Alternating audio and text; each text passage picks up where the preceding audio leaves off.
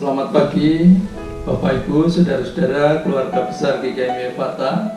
Kita bersyukur kepada Tuhan karena pagi hari ini sekalipun kita tidak bisa berhimpun di gereja, kita akan tetap mengadakan ibadah di rumah kita masing-masing sampai ada kepastian pada waktu-waktu berikutnya.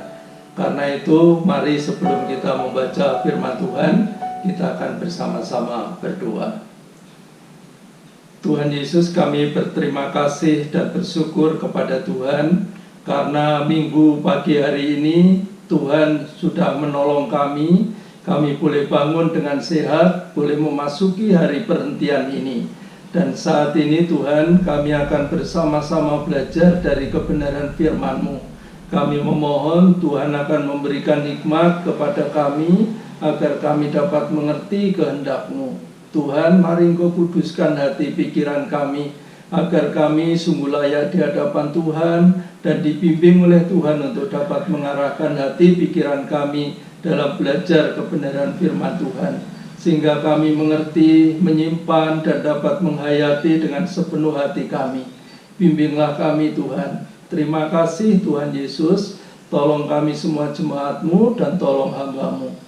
Kami bersyukur di dalam nama Tuhan Yesus Kristus kami berdoa. Amin. Baik, Bapak, Ibu, dan Saudara, mari kita akan bersama-sama membaca firman Tuhan. Pagi hari ini kita akan membaca satu ayat firman Tuhan yang kita baca dari Injil Matius pasal 27 ayat yang ke-46. Demikian firman Tuhan. Kira-kira jam 3 berserulah Yesus dengan suara nyaring, Eli, Eli, lama sabachthani. Artinya, Allahku, Allahku, mengapa engkau meninggalkan aku? Saudara, dalam renungan ini kita akan bersama-sama merenungkan firman Tuhan dengan tema taat dan setia sampai akhir. Bapak Ibu jemaat yang dikasihi Tuhan, di dalam bacaan kita ini ada kata-kata Eli, Eli, lama sabachthani, yang artinya Allahku, Allahku, mengapa engkau meninggalkan aku? Saudara yang kekasih di dalam Tuhan, kata-kata ini diucapkan oleh Tuhan Yesus pada puncak penderitaannya di atas kayu salib.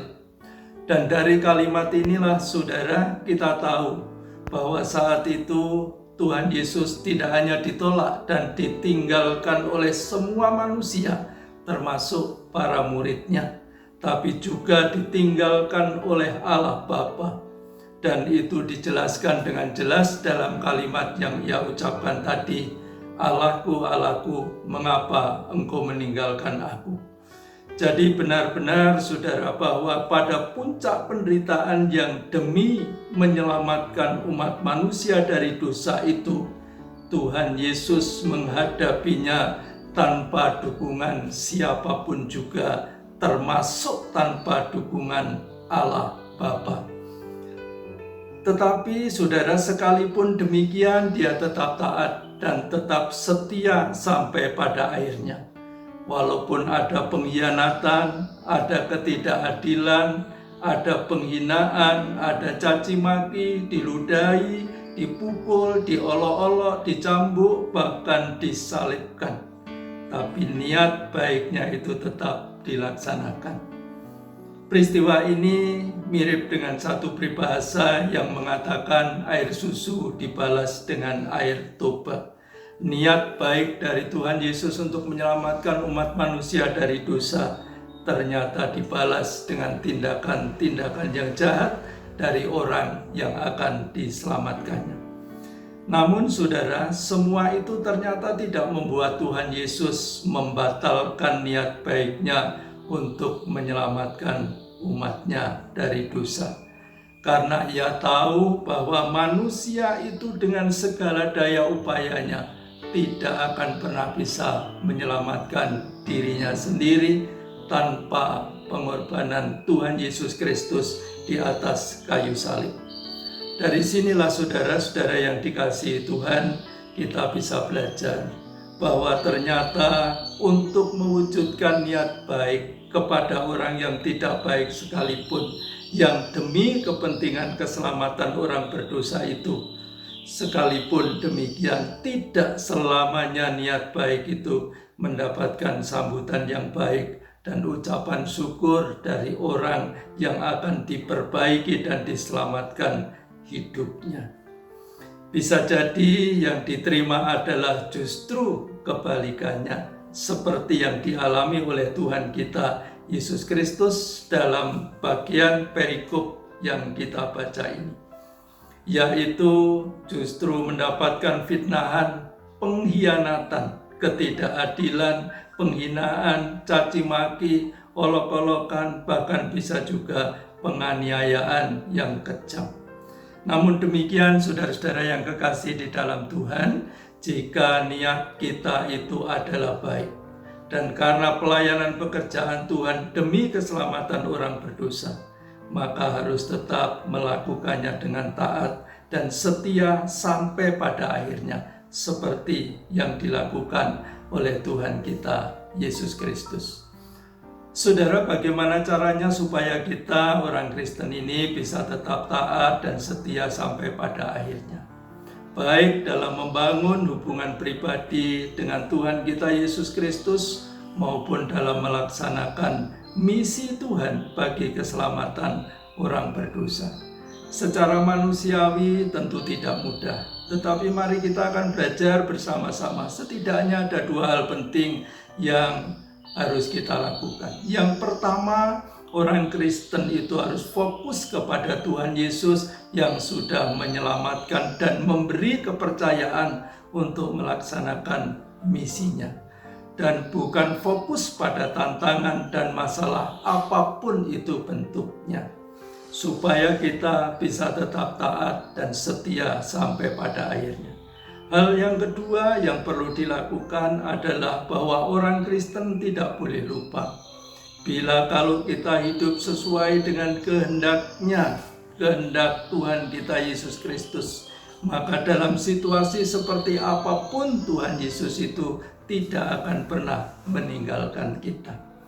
Jadi ketika kita punya niat baik, mentaati akan panggilan Tuhan, melaksanakan misi Tuhan, walaupun yang baik itu belum tentu mendapatkan sambutan yang baik, saudara, kita harus tetap melaksanakan yang pertama dengan tetap fokus kepada Tuhan kita Yesus Kristus dan jangan fokus kepada tantangannya. Yang kedua, sekali lagi perlu kita perhatikan bahwa orang Kristen itu tidak boleh lupa. Kalau kita hidup sesuai dengan kehendak Tuhan, maka situasi seperti apapun yang kita alami, Tuhan itu berjanji tidak akan pernah meninggalkan kita. Karena itu, Bapak, Ibu, saudara-saudara yang kekasih di dalam Tuhan Yesus Kristus, mari kita jalani kehidupan ini, walaupun situasinya tidak seperti yang kita harapkan, tapi kita semua akan tetap taat dan setia kepada Tuhan Yesus dan melakukan kehendak-Nya sampai pada akhirnya. Hari-hari ini kita merasakan bahwa situasi kehidupan semakin tidak mudah. Walaupun di dalam hati kita ada niat baik untuk melakukannya, tapi mari kita ingat dan jangan pernah lupa tantangan-tantangan yang membuat kita mengalami berbagai macam kesulitan di dalam hidup ini. Kita tidak boleh lupa bahwa Kristus Yesus yang adalah Tuhan kita adalah Tuhan yang akan menyertai kita, sehingga kalau kita tetap taat dan setia sampai pada akhirnya, maka kita akan menjadi orang-orang yang hidup berkemenangan oleh karena pertolongan Tuhan. Kiranya renungan firman Tuhan ini akan menjadi berkat yang memberkati kehidupan kita, supaya dalam melaksanakan kehendak Tuhan di dalam kehidupan kita, dalam melaksanakan misi Allah bagi keselamatan setiap orang berdosa yang belum percaya, tantangan-tantangan demi tantangan yang kita hadapi, biarlah tidak akan membuat kita kehilangan ketaatan dan kesetiaan, tapi justru kita akan tetap taat dan setia sampai pada akhirnya. Tuhan kiranya memberkati kita dengan firman-Nya. Amin. Mari kita akan tunduk kepala dan bersama kita akan berdoa. Bapa kami yang bersemayam di dalam kerajaan surga, kami berterima kasih dan bersyukur kepadamu ya Tuhan. Engkau adalah Tuhan kami yang kasih-Nya luar biasa. Engkau memiliki niat yang baik, karena Engkau tahu bahwa dengan segala daya upaya kami manusia berdosa ini tidak akan pernah bisa menyelamatkan dirinya sendiri. Karena itu Engkau rela datang ke dalam dunia, Engkau rela menderita, dan seluruh penderitaan-Mu sebagai wujud penolakan manusia itu tidak pernah menyurutkan niat-Mu ya Tuhan untuk tetap menyelamatkan kami manusia yang berdosa ini. Engkau sendiri juga tahu saat ini Tuhan, bahwa dalam proses perjalanan kehidupan kami mengikut Tuhan, untuk menjadi saksi-saksi Tuhan juga tidak mudah. Dalam situasi seperti yang sekarang ini Tuhan, kami harus tetap menjadi saksi-Mu. Karena itu tolonglah kami Tuhan, ketika kami mewujudkan niat baik dan mendapatkan respon yang tidak baik. Tolong ajar kami untuk kami bisa memandang kepada Tuhan, fokus kepada Tuhan, dan tidak fokus kepada masalah, tantangan, dan persoalan yang dihadapi. Sehingga dengan demikian kami akan tetap memiliki semangat dalam pengabdian hidup kami kepada Tuhan. Dan ajarkan kami untuk tidak pernah lupa bahwa dalam segala situasi kehidupan ini, Engkau adalah Tuhan Yesus yang tidak akan pernah meninggalkan kami. Engkau adalah tempat tumpuan pengharapan kami untuk selama-lamanya. Terima kasih Tuhan. Kuatkan dan teguhkan kami supaya kami tetap taat dan setia kepada Tuhan sampai pada akhirnya dalam segala situasi kehidupan yang kami alami dan kami jalani. Terpujilah Engkau Tuhan, Engkau Allah yang akan terus menguatkan, meneguhkan semua kami jemaat-Mu supaya kami tetap setia sampai selama-lamanya. Di dalam nama Tuhan Yesus Kristus kami berdoa.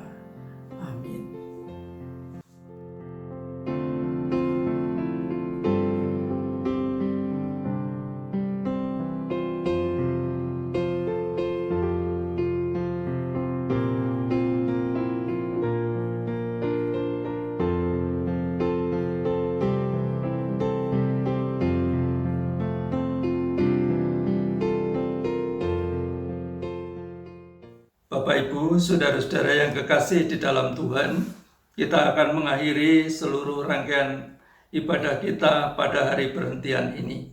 Karena itu mari kita akan bersama-sama mengakhirinya. Ya Tuhan, kami bersyukur dan berterima kasih kepada Tuhan yang sudah memimpin kami di dalam kebaktian kami. Sekalipun kami baru bisa beribadah di rumah kami masing-masing, biarlah tidak akan mengurangi kesungguhan hati kami dalam beribadah kepadamu. Kiranya Tuhan akan terus menyertai dan menolong kami semua. Dan biarlah setiap hari penyertaan-Mu akan terus Tuhan nyatakan. Karena itu kami hanya akan mengakhiri bersama-sama di dalam ibadah ini dengan nama Tuhan. Saudara-saudara yang kekasih di dalam Tuhan, sekarang arahkanlah hatimu kepada Tuhan dan pulanglah dalam damai sejahtera, dan kini terimalah berkat Tuhan.